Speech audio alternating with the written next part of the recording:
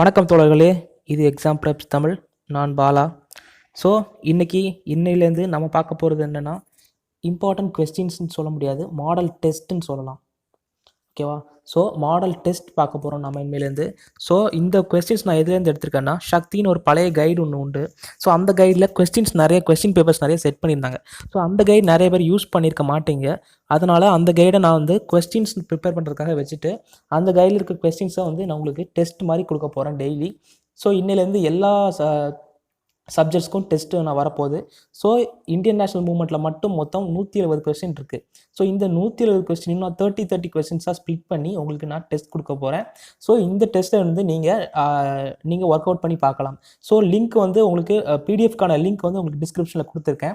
So லிங்க்கை click பண்ணி நீங்கள் பிடிஎஃப்பை டவுன்லோட் பண்ணிக்கோங்க. டவுன்லோட் பண்ணிவிட்டு எக்ஸாம் எழுதணும், அந்த டெஸ்ட் எழுதி பார்க்கணும், ப்ராக்டிஸ் பண்ணணும்னு நினைக்கிறவங்க அந்த பிடிஎஃப் வச்சு முதல்ல நீங்கள் ப்ராக்டிஸ் பண்ணிடுங்க. அதாவது 15 நிமிஷத்துக்குள்ளே அந்த பிடிஎஃப்பை எல்லாருக்கும் ஆன்சர் பண்ண முடியுதான்னு பார்த்துக்கோங்க. ஓகேங்களா? ஸோ பார்த்ததுக்கப்புறம் இந்த வீடியோ நீங்கள் கண்டினியூ பண்ணிங்கன்னா ஆன்சர்ஸ் எல்லாமே நான் இதுக்கப்புறம் உள்ள வீடியோவில் எக்ஸ்ப்ளனேஷனோட கொடுத்துருக்கேன். ஸோ இதை வந்து நம்ம ரெகுலராக பண்ண போகிறோம். இனிமேலேருந்து டெய்லி இந்த வீடியோஸ் வரப்போகுது. ஸோ டெய்லி நீங்கள் டெஸ்ட் ப்ராக்டிஸும் பண்ணலாம், மாடல் டெஸ்ட் எழுதியும் பார்க்கலாம், வித் ஆன்சர்ஸும் நீங்கள் எக்ஸ்ப்ளனேஷனோட பார்க்கலாம். ஸோ இந்த சீரீஸில் ஸோ மறக்காமல் நம்ம சேனலுக்கு சப்ஸ்கிரைப் பண்ணி சப்போர்ட் பண்ணுங்கள். உங்களோட சப்ஸ்கிரிப்ஷன் ஒவ்வொன்றும் எனக்கு வந்து ரொம்ப ஹெல்ப்ஃபுல்லாக இருக்கும், எனக்கு வந்து ரொம்ப யூஸ்ஃபுல்லாக கூட இருக்கும். ஸோ நீங்கள் கொடுக்குற சப்போர்ட்டை வச்சு தான் நான் இதை எப்படி கண்டினியூ பண்ணுறது, எப்படி மேலே எடுத்துகிட்டு போகிறது, புதுசு புதுசாக கொண்டு வரதுன்னு நான் பார்க்க போகிறேன். ஸோ எக்ஸாம் பாயிண்ட் ஆஃப் வியூவில் நமக்கு எக்ஸாம் எப்போன்னு தெரியும், January 3. ஸோ எக்ஸாமுக்கு ப்ரிப்பேர் பண்ணுற எல்லாருமே இந்த டெஸ்ட்டை யூஸ் பண்ணிக்கோங்க, உங்கள் ஃப்ரெண்ட்ஸ்க்கும் ஷேர் பண்ணுங்கள். சரி வாங்க நம்ம வீடியோக்குள்ள. ஸோ டெஸ்ட் வந்து நான் சொல்லிட்டேன், 30 கொஸ்டின்ஸ் கொடுத்துருக்கேன், ஒன்லி 15 மினிட்ஸ் தான். ஓகேங்களா? ஒரு கொஸ்டினுக்கு நீங்கள் 30 செகண்ட்ஸ் மட்டும் தான் எடுத்துக்கணும், அதுக்கு மேலே எடுத்துக்கக்கூடாது. ஏன்னா 30 செகண்ட்ஸ்க்கு மேலே எடுத்திங்கன்னா உங்களோட எக்ஸாம் பாயிண்ட் ஆஃப் வியூவில் உங்களுக்கு டைம் அதிகமாக இருக்கும். இது எல்லாமே பார்த்தோன்னே ஆன்சர் பண்ணுற மாதிரியான கொஸ்டின்ஸ் தான் இருக்குது. ஸோ அதனால் உங்களுக்கு நான் அதிகமான டைம் கொடுக்கல, கம்மியான டைமில் ப்ராக்டிஸ் பண்ணிங்கன்னா தான் உங்களுக்கு ரொம்ப யூஸ்ஃபுல்லாக இருக்கும். சரி வீடியோக்குள்ளே போகலாம். ஓகே ஃப்ரெண்ட்ஸ், இப்போ நம்ம ஃபஸ்ட்டு 30 கொஸ்டின்ஸை இப்போ நம்ம பார்க்கலாம். ஸோ ஃபஸ்ட்டு கொஸ்டின் என்னென்னு பார்த்தீங்கன்னா, during the reign who of the following was Indian National Congress banned and over 1,20,000 persons were arrested. அதாவது என்ன கேட்டிருக்காங்கன்னா, யாரோட ஆட்சி காலத்தில் 1,20,000 நேஷனல் ஐஎன்சி மெம்பர்ஸ் வந்து அரெஸ்ட் பண்ணப்பட்டாங்க, கைது செய்யப்பட்டாங்கன்னு கேட்டிருக்காங்க. ஸோ இந்த இடத்துல நீங்கள் என்ன பண்ணணுன்னா, காங்கிரஸ் வந்து பேன் பண்ணாங்க, ஐஎன்சி அதாவது இந்தியன் நேஷனல் காங்கிரஸ் வந்து பேன் பண்ணியிருக்காங்க. ஸோ அது எப்போ, அந்த பீரியட் எப்போங்கிறத பார்க்கணும். அரெஸ்ட் பண்ணியிருக்க மேசிவ் அரெஸ்ட் வந்து நடத்திருக்காங்க.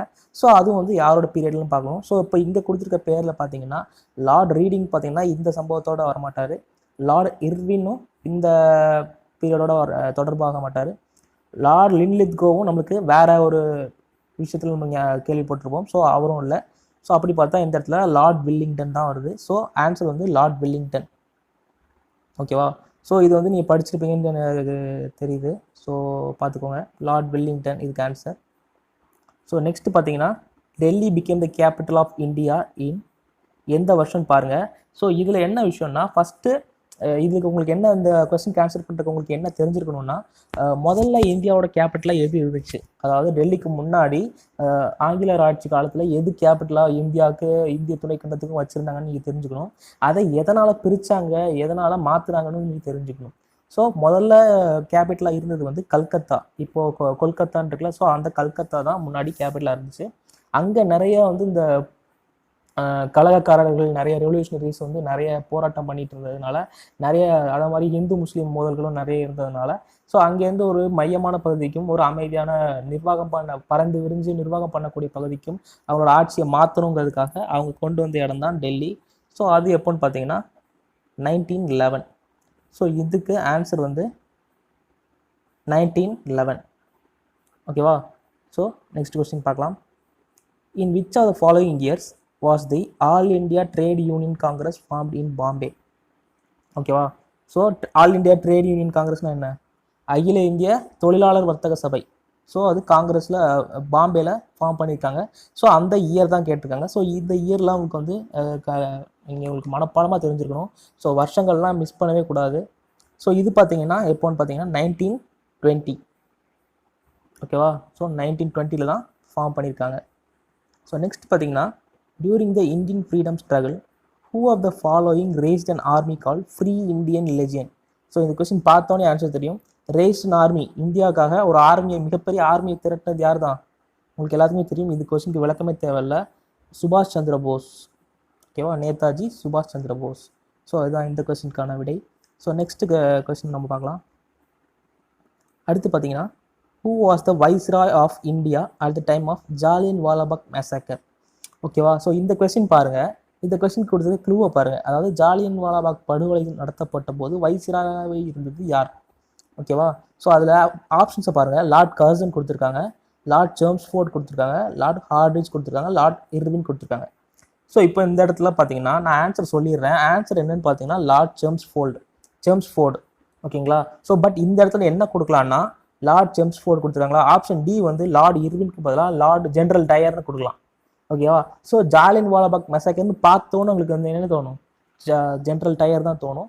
ஸோ டக்குன்னு நீங்கள் ஜென்ரல் டயர் வந்து சூஸ் பண்ணிடக்கூடாது. இங்கே என்ன கேட்டிருக்காங்க? Viceroy. Who was the viceroy of India at the time of Jallianwala Bagh?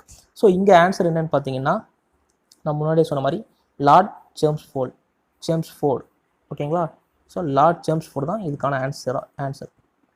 So next பார்த்தீங்கன்னா அடுத்த question, 6th question.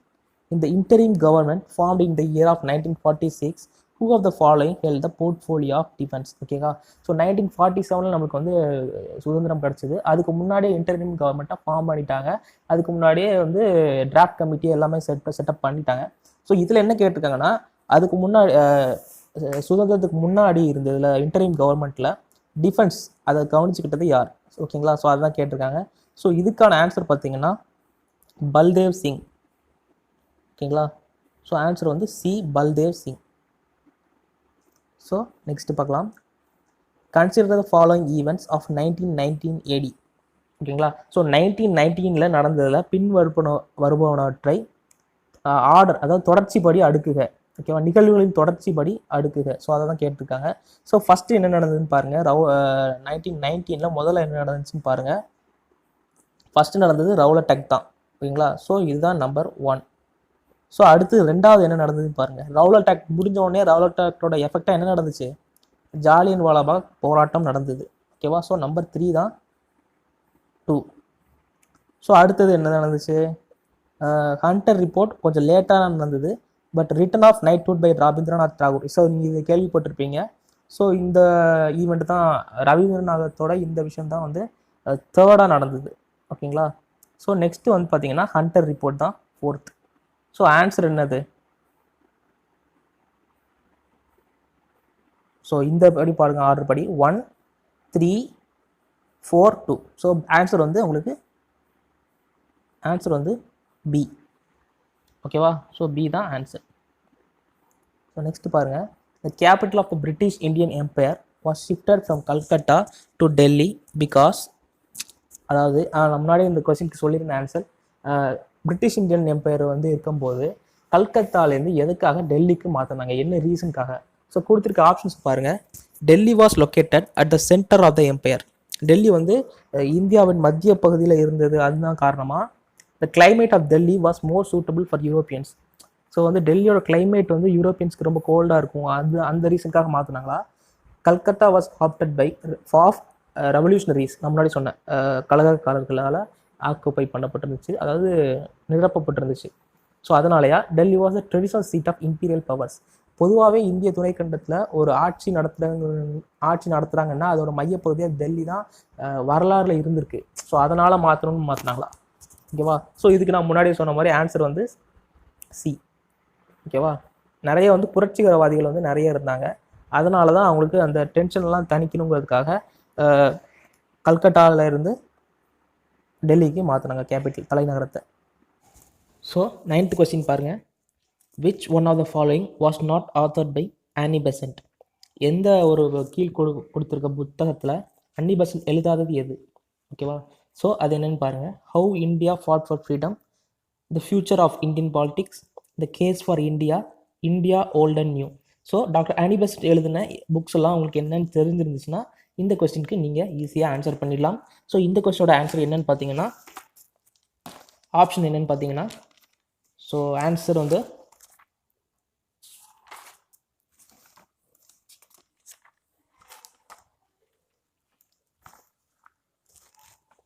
So answer is D, India old and new. So இந்த புத்தகம் தான், இந்தியா ஓல்ட் அண்ட் நியூங்கிற இந்த புத்தகம் தான் அன்னி பெசன்ட் வந்து எழுதலை. So answer D.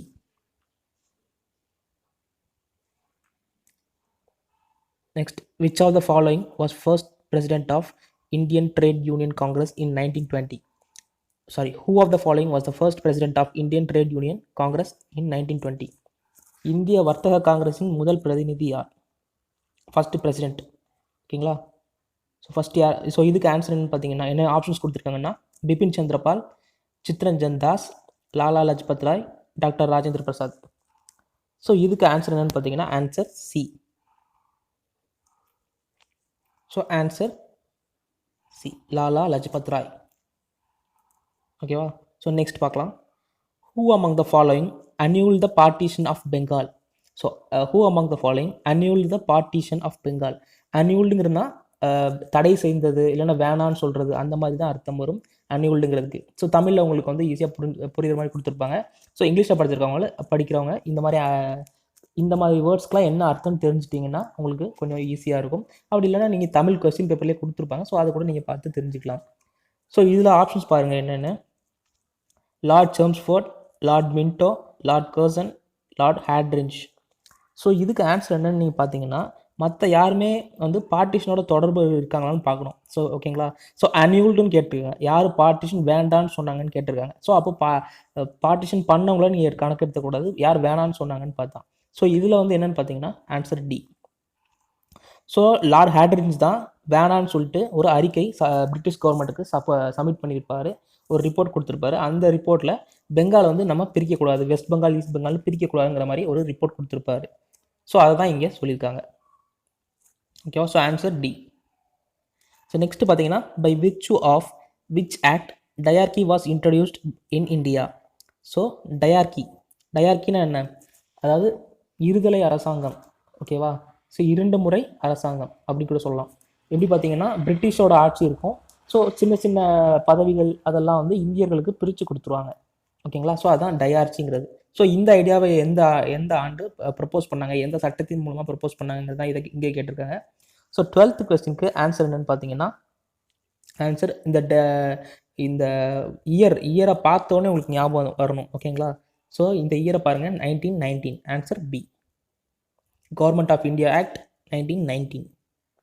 ஓகேங்களா? ஸோ மற்ற இயர்ஸ் பார்த்தீங்கன்னா நீங்கள் வேறு எதுக்காச்சும் வந்து தொடர்பு இருக்கும். பட் இந்த கொடுத்துருக்க dyarchy was introduced in India. So அதற்கு நீங்கள் மனசில் வச்சுட்டு அதுக்கான ஆன்சர் நீங்கள் சூஸ் பண்ணணும். ஓகேவா? So next question.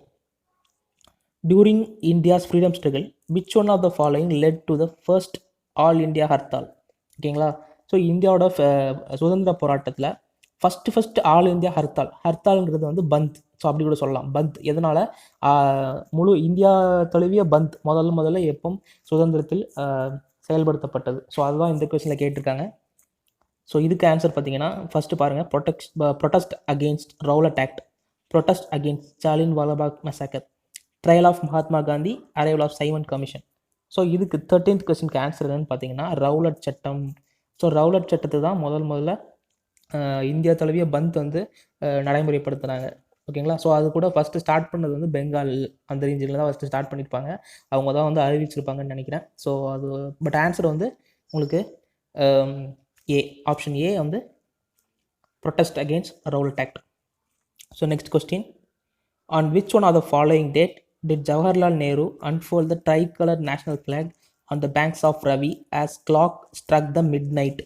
ஓகேங்களா? ஸோ எந்த ஒரு மாநாட்டின் போது இல்லைனா ஒரு நடவடிக்கையின் போது ஜவஹர்லால் நேரு நம்மளோட மூவர்ண கொடியை வந்து அறிமுகப்படுத்தினார். ஓகேவா? அதுவும் வந்து மிட் நைட்டில் தான் அறிமுகப்படுத்தினார். இந்த ஆன்சருக்கு வந்து உங்களுக்கு கன்ஃபியூஷன் ஆகிற மாதிரி இருக்கவே கூடாது. ஏன்னா 26th ஜனவரினா உங்களுக்கு என்னன்னு தெரியும், 1930 வந்து ஸ்வராஜ் டே, பூர்ண ஸ்வராஜ் டே. ஓகேங்களா? ஸோ அப்போ வந்து நமக்கு குடியரசு ஆகலை. பட் அப்போவே வந்து அவங்களாம் அறிவிச்சிட்டாங்க, பூர்ண ஸ்வராஜ் டே இது வந்து அப்படின்னு சொல்லிட்டு அறிவிச்சிட்டாங்க. ஸோ அதனால் அதுக்கு முன்னாடி நடந்த காங்கிரஸ் கூட்டத்தில் தான் வந்து அவர் வந்து ஜவஹர்லால் நேரு இதை இம்ப்ளிமெண்ட் பண்ணியிருப்பார். ஸோ பூர்ண ஸ்வராஜ் டேக்கு முன்னாடியே வந்து அதை நம்ம சொல்லியிருக்கணும். ஓகேங்களா? ஸோ அந்த நேஷனல் ஃப்ளாகை காமிச்சிருக்கணும். ஸோ அப்படி பார்த்தீங்கன்னா காங்கிரஸோட கூட்டத்தில் தான் அவங்க சொல்லியிருப்பார். காங்கிரஸோட கூட்டம் எப்போ நடக்கும்னா டிசம்பர் மாதத்துல தான் நடக்கும். ஓகேங்களா. ஸோ இந்த மாதிரி நீங்கள் கம்பைன் பண்ணி உங்களோட ஆன்சரை கண்டுபிடிச்சிடலாம். ஸோ பார்த்தீங்கன்னா ஆன்சர் வந்து ஆன்சர் ஏ 31 டிசம்பர் 1929. ஓகேங்களா. ஸோ 31 டிசம்பர் 1929 தான் ஆன்சர். ஸோ நெக்ஸ்ட் பார்க்கலாமா. Who among the following organized the defense in the trial of INA officers Captain P.K. Shegal, Captain Chanavas Khan and Captain G.J. Dillon? So இந்த நேம்லாம் பார்த்தோன்னே தெரியும் இவங்கெல்லாம் வந்து ஐஎன்ஏல சுபாஷ் சந்திர போஸோட சேர்ந்து ஒர்க் பண்ணவங்க. அவங்க எல்லாமே அடுத்த கட்ட தளபதிகளாக இருந்தவங்க. ஓகேங்களா. ஸோ அதெல்லாம் கேட்டிருக்காங்க. Who among the following organise the defence அப்படின்னு கேட்டிருக்காங்க. ஸோ இதுக்கு ஆன்சர் பாருங்கள். ஆப்ஷன்ஸ் எல்லாம் கொடுத்துருக்கான்னு பாருங்கள். புலாபாய் தேசாய், மதன் மோகன் Malviya, doctor Saifuddin Kitchlu, Ganesh Vasudev மாவலன்கர். So இதுவும் வந்து ஆன்சர் வந்து உங்களுக்கு எல்லாமே இந்த 4 ஆப்ஷனுமே வர மாதிரி இருக்கேன்னு தோணும். பட் நீங்கள் தெளிவாக பார்த்தீங்கன்னா உங்களுக்கு ஆன்சர் புரியும் படிச்சிருந்தீங்கன்னா. ஸோ இதுக்கு பார்த்தீங்கன்னா ஆன்சர் ஆப்ஷன் ஏ பூலாபாய் தேசாய். ஸோ இதுதான் ஆன்சர். ஓகேங்களா. So next 16th question. Consider the following statements relating to the civil disobedience movement. ஓகேவா. சட்ட மறுப்பு. ஸோ அதுதான் கேட்டிருக்காங்க. By the Gandhi Irwin pact the Congress agreed to suspend the civil disobedient act movement. ஓகேங்களா. Gandhi Irwin உடன்படிக்கையின்படி Congress வந்து எதுக்கு வந்து அக்செப்ட் பண்ணிச்சு, அதாவது சிவில் டிசோபீடியன்ஸ் மூவ்மெண்ட் சட்ட மறுப்பு இயக்கத்தை நாங்கள் விட்டுடுறோம் அப்படின்னு சொல்லிச்சு. ஸோ இது ஒரு பாயிண்ட்.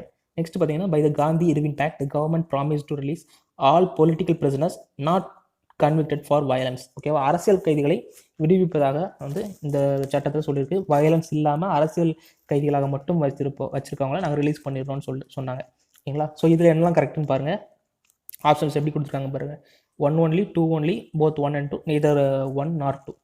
ஸோ இந்த மாதிரி ஆன்சர் கொடுத்துருக்காங்க. ஸோ இதுக்கு நீங்கள் என்னென்னு பார்த்தீங்கன்னா ஆப்ஷன்ஸ் வந்து உங்களுக்கு ஆன்சர் வந்து சி வரும். ஓகேங்களா. Answer C. ஏன்னா ரெண்டுமே கரெக்ட், ரெண்டு ஸ்டேட்மெண்ட்டுமே correct. So answer C both 1 and 2. So next பார்த்தீங்கன்னா who gave the slogan Inquilab Zindabad. So இந்த மாதிரி விஷயங்கள்லாம் உங்களுக்கு பார்த்த உடனே ஆன்சர் தெரிஞ்சிருக்கணும். இதுக்கு நீங்கள் டைம் வேஸ்ட் பண்ணவே கூடாது. ஏன்னா அந்த நேமை வச்சே நீங்கள் ஞாபகம் வச்சுருக்கணும். இன்குலாப் சிந்தாபாத்னு சொன்னாலே அது சொன்னவர் யாருன்னா இக்பால். Option A. ஓகேங்களா. ஸோ இதுக்கு மறுமொழி நீங்கள் யோசிக்கவே கூடாது. Option A Iqbal. So in 1907 session of the Congress at Surat, whose name was proposed by extremist group at the next president of the Congress.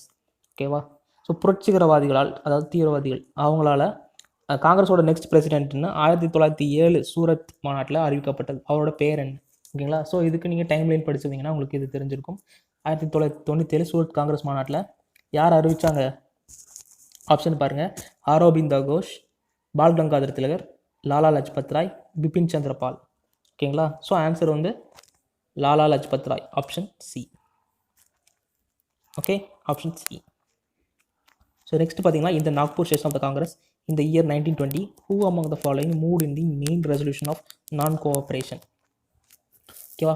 இந்த Nagpur session of Congress in the year 1920, who among the following moved the main resolution of non-cooperation. ஒத்துழையாமை இயக்கத்தை 1920 யார் முன்மொழிஞ்சாங்க. ஓகேங்களா. அதுதான் கேட்டிருக்காங்க. So இதுக்கு option பார்த்தீங்கன்னா C Rajagopalachari, CR Das, Madan மோகன் மால்வியா, மோத்திலால் நேரு. ஸோ இது கூட கன்ஃபியூஸ் ஆகும் மோத்திலால் நேருவா இருக்குமான்னு. பட் ஆன்சர் பார்த்தீங்கன்னா ஆப்ஷன் டி சிஆர் தாஸ். ஓகேவா. ஸோ நெக்ஸ்ட் பாருங்கள். Consider the following statements with reference to the extremist and moderates within Congress during the year 1905 to 1907. ஓகேவா. The extremists wanted to extend the Swaraj and boycott movement from Bengal to rest of the country. ஓகேவா. ஸ்வராஜ் மூமெண்ட்டை அவங்க என்ன பண்ணாங்க, பெங்கால்லேருந்து மற்ற கண்ட்ரிக்கும் விரிவுபடுத்தணும்னு நினச்சாங்க. So next பார்த்தீங்கன்னா the moderates wanted to gradually extend boycott from foreign goods to every form of association or cooperation within the government. So இதுதான் கொடுத்துருக்காங்க. ஸோ இதுக்கு ஆப்ஷன் பார்த்தீங்கன்னா இந்த மாதிரி ஸ்டேட்மெண்ட்ஸ் எதுன்னு கொடுத்துருக்காங்க. ஸோ இதுக்கு ஆப்ஷன் என்ன, ஃபாரின் குட்ஸை பற்றி அவங்க எதுவுமே சொல்லலை. ஸோ ஆப்ஷன் வந்து என்னது, ஆப்ஷன் ஏ 1 only. ஓகேவா. Option 1 only A. So next பாருங்கள், consider the following statement and identify the help of the code even below the viceroy made the statement and pen. எந்த viceroy இந்த மாதிரி ஒரு ஸ்டேட்மெண்ட்டை கொடுத்தாங்க, ஓகேங்களா? ஸோ இப்போ பார்த்தீங்கன்னா, in my belief Congress is tottering to its fall of my great ambitions while in India is to a peaceful demise. India வந்து என்ன சுக்குநூறாக உடையப் போகிறது, பீஸ்ஃபுல் டெமைஸ், அமைதியாக அது களையப் போகிறது இந்தியாவின் போராட்டம். ஸோ காங்கிரஸ் வந்து அதுக்கு அடிக்கோலிடும், காங்கிரஸ் வந்து அதுக்கு அதை வந்து உறுதிப்படுத்துங்கிற மாதிரி சொல்லியிருக்காங்க. ஸோ இதை யார் எப்போ சொன்னாங்கன்னு கேட்டிருக்காங்க, ஓகேவா? ஸோ இதை சொன்னவர் யாருன்னா option A, lord Curzon in a letter to secretary of states. So அதுதான் சொல்லியிருக்காங்க. செக்ரட்டரி ஆஃப் ஸ்டேட்ஸ்க்கு அவர் வந்து ஒரு லெட்டர் எழுதியிருப்பார். அந்த லெட்டரோட இயர் கூட 1900, அதாவது 1900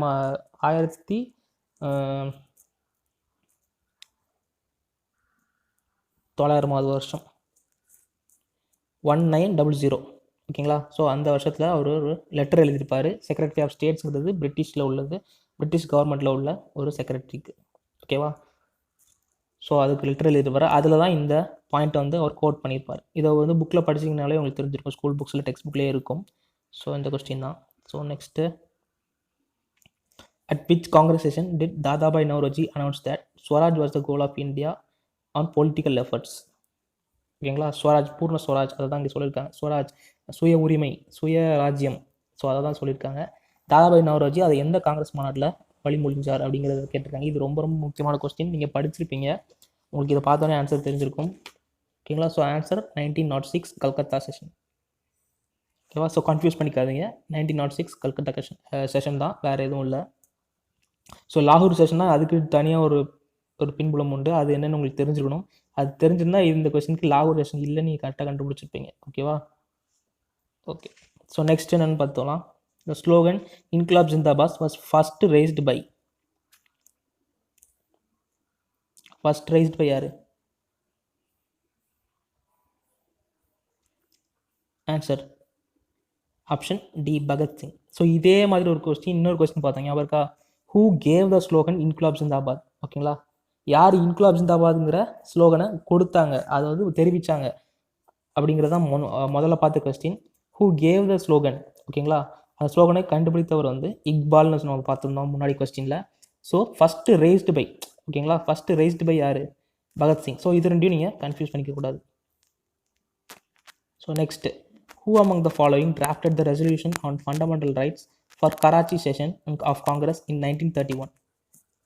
ஸோ 1931 கராச்சி செஷன், காங்கிரஸோட கராச்சி செஷனில் யார் ஃபண்டமெண்டல் ரைட்ஸை பற்றி டிராஃப்ட் பண்ணது? ஸோ அதுதான் இந்த கொஸ்டினில் கேட்டிருக்காங்க. ஸோ ஆன்சர் பார்த்தீங்கன்னா option B, Pandit Jawaharlal Nehru. So Congress செஷனோட நெக்ஸ்ட் அதாவது 1925, ஸோ 20க்கு அப்புறமாவே நிறைய இதில் வந்து பார்த்திங்கன்னா உங்களுக்கு ஜவஹர்லால் நேரு தான் வரும், ஏன்னா அவர் தான் நிறைய இதில் இருந்திருக்காரு பிரசிடெண்ட்டாக.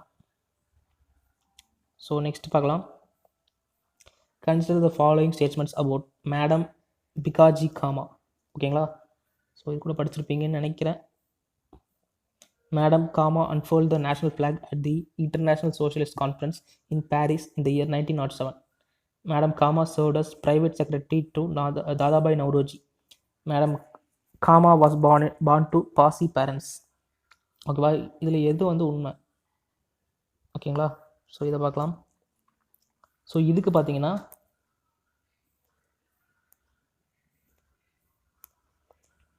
மூணுத்தையும் பாருங்கள். ஸோ ஆன்சர் வந்து ஆப்ஷன் ஏ, 1, 2 and 3 மூணுமே உண்மை தான், ஓகேங்களா? ஸோ மூணுமே உண்மை தான். Madam Cama was born to Parsi parents. So அவங்க வந்து தாதாபாய் நவரோஜிக்கு ப்ரைவேட் செக்ரட்டரியாகவும் இருந்தாங்க. ஸோ ஆப்ஷன் 1 அதுதான். நேஷ்னல் ஃப்ளாக் வந்து இன்டர்நேஷ்னல் சோஷியலிஸ்ட் கான்ஃபரன்ஸ், அது பாரிஸ் நடந்ததில் 1907 நடந்ததில் அன்ஃபோல்ட் பண்ணி காட்டினாங்க நேஷ்னல் ஃப்ளாக், ஓகேவா? So next question, M.A. Jinnah and a section of Muslim League was willing to give up separate electorate in favor of a joint electorate at the time of with certain conditions. So இதுவும் கொஞ்சம் easy தான். Simon கமிஷன்லாம் வந்து முதல்ல அவங்க சொல்லியிருப்பாங்க, அதாவது இந்த மாதிரி தனித்தனி எலக்டோரேட் வேணும், தனித்தனி வாக்குரிமை வேணும், ஓகேவா? பிரதிநிதித்துவம், வகுப்புவாரி பிரதிநிதித்துவம். ஸோ அதுக்காக தான் அந்த சைமன் கமிஷன் வந்துச்சு.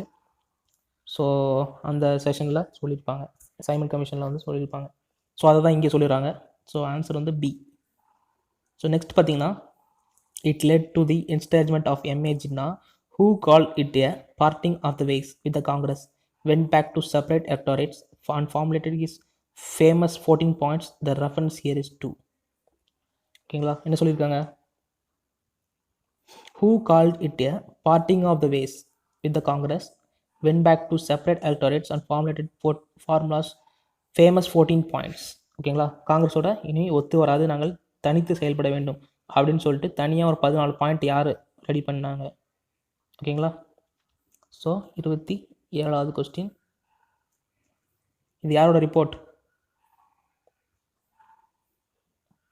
நேரு ரிப்போர்ட்டை தான் அவர் அப்படி சொல்லியிருப்பார்.